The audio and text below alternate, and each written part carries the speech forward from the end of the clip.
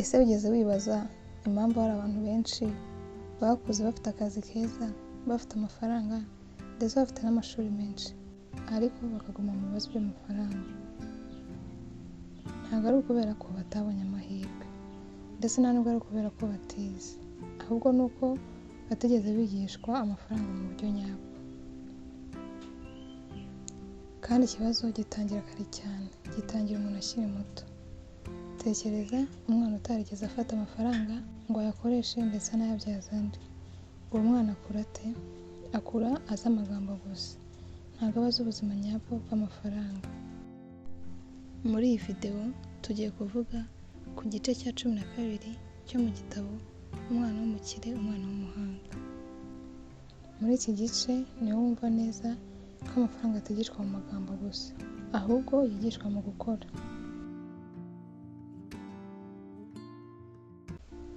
Itandukaniro riri hagati yo kumva amafaranga no kuyamenya. Abantu benshi batekereza ko kumenya kubara bingana nko kumenya amafaranga. Batekereza ko kwiga mu ishuri bingana no kumenya ubuzima, ariko ukuri ni uko hari itandukaniro rinini ryo kumva amafaranga mu mutwe ndetse no kuyamenya mu buzima. Umwana ashobora kumenya ko amafaranga abikwa ndetse amafaranga ashobora no gushorwa, ariko niba atarigeze ayafata ndetse ngo anayakoreshe, ntazigera yamenya by'ukuri.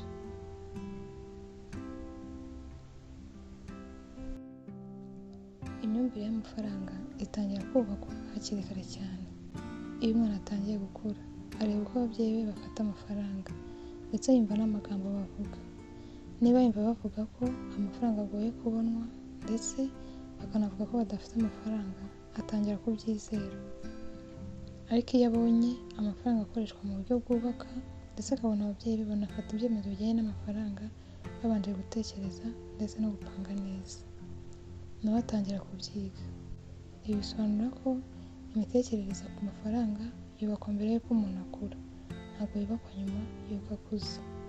Amafaranga ni ubumenyi, ntabwo ari amahirwe.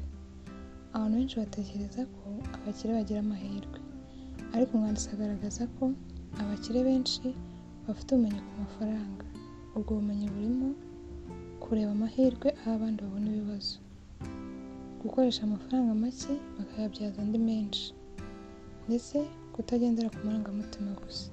Ubu bumenyi ntabwo buvugira mu magambo gusa. Gutinya amafaranga ni ikibazo gikomeye abantu bafite. Hari abantu batinya gushora imari, bagatinya gutangira, ndetse bagatinya no gutakaza amafaranga. Impamvu nyamukuru nta bunararibonye bafite. Umuntu utarigeze akora umushinga ngo ahombe yongere agerageze, ntacike intege, ahora atekereza ko naramuka ahombye byose bizaba birangiye. Ariko umuntu wagerageje agatsindwa, akabyigiraho, akongera akagerageza nanone, uwo muntu agira icyizere muri we ndetse anatera imbere cyane.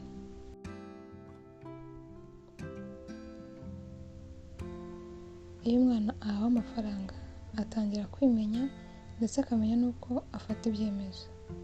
Niba ayakoresha vuba, arabyibonera. Niba ayabika, arabona inyungu zabyo. Niba ayashoye, atangira kubona ko amafaranga ashobora kubyara andi. Ibi byose ni ikinyabupfura ndetse n'ubwigenge ku mafaranga. Umwana agomba kumenya ko amafaranga afite icyerekezo.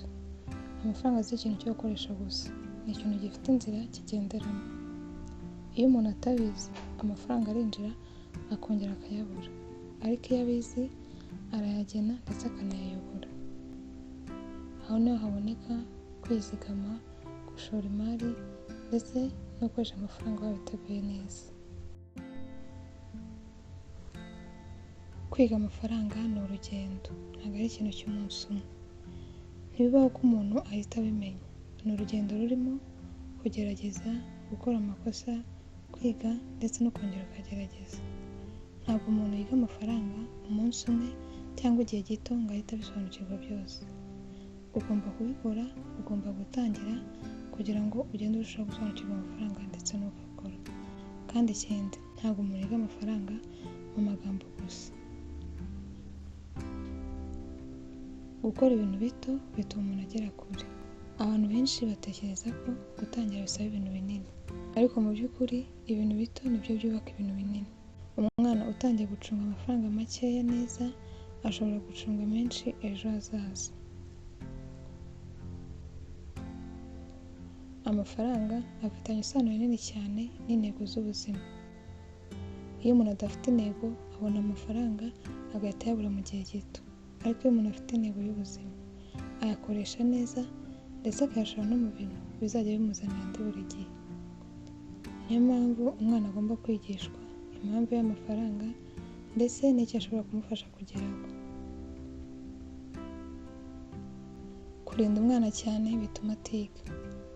Ababyeyi benshi bashaka kurinda abana babo, ariko mu by'amafaranga kurinda umwana cyane biramwangiza kubera ko ntamenya ingaruka ndetse ntamenya no gufata inshingano.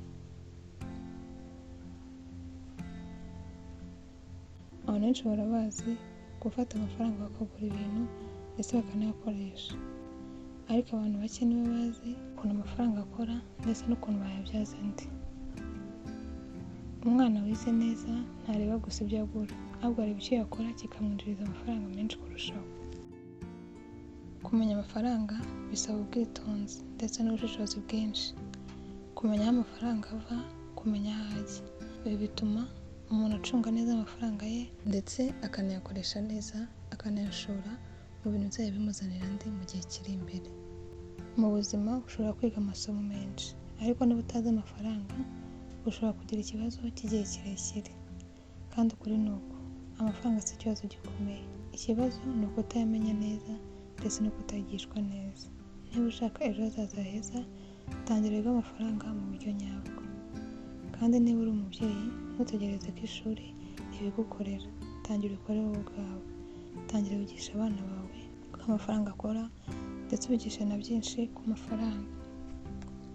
Reka umwana wawe akore, reka agerageze, natsindwa umureke yige yongere agerageze, kuko aho niho ubuzima bw'ukuri butangirira. Ndizera ko wigiye byinshi muri iyi video. Kora like, kora subscribe ndetse unayisangize n'abandi. Murakoze.